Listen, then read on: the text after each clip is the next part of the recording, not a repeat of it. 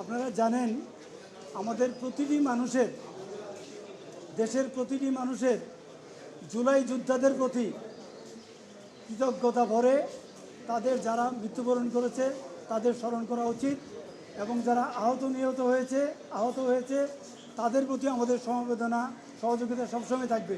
আপনারা নিশ্চয়ই জানেন জুলাই যোদ্ধা সহ অনেকেই সুপ্রিম কোর্ট বার অ্যাসোসিয়েশনে লিখিত দরখাস্ত দিয়েছে, প্রেস ব্রিফিং করেছে।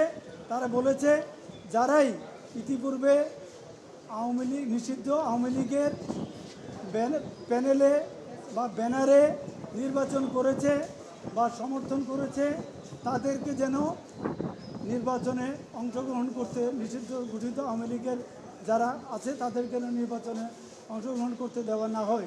এটা জুলাই যোদ্ধাদের দরখাস্তর প্রেক্ষিতে এবং অনেক সাধারণ আইনজীবীদের দরখাস্তর প্রেক্ষিতে সুপ্রিম কোর্ট বার এটার সিদ্ধান্ত নিয়েছে এবং এটা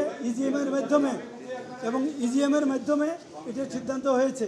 সুতরাং এখানে এটা নিশ্চিত থাকতে পারেন supreme court bar definitely July যোদ্ধাদের যে দরখাস্ত, তাদের যে আকুতি, তাদের যে আবেদন এবং তাদের পরিবারের যে আবেদন, সেই পরিবারদের আবেদনের বহিঃপ্রকাশের ক্ষেত্রে সুপ্রিম কোর্ট বার এই সিদ্ধান্ত নিয়েছে। কাজে এখানে সাধারণ আইনজীবীরা সেটাকে সমর্থন করেছে। আপনাদেরকে ধন্যবাদ। মৌলিক অধিকার, গণতান্ত্রিক অধিকার, কথা বলার স্বাধীনতায় বিশ্বাসী এবং এই জন্যই আপনারা খুব ভালো মতো জেনে থাকবেন যে ইতিমধ্যে দলের বিরুদ্ধে, দলের নেতার বিরুদ্ধে, প্রধানমন্ত্রীর বিরুদ্ধে অনেকেই অনেক রকম ফেসবুকে থেকে শুরু করে বিভিন্ন রকম প্রপাগান্ডা করতেছে।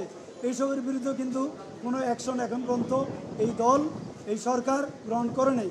আর এই বিষয়টা যেহেতু মাননীয় প্রধান বিচারপতি মহোদয়ের নির্দেশিত আদেশ, আর এই বিষয়টা আমি মনে করি, আমি ব্যক্তিগতভাবে মাননীয় প্রধান বিচারপতি মহোদয়ের সাথে আমি কথা বলে ওনার এই যে সার্কুলার এটার ব্যাপারে ওনার মন্তব্য নিয়ে আমি আপনাদেরকে জানাবো।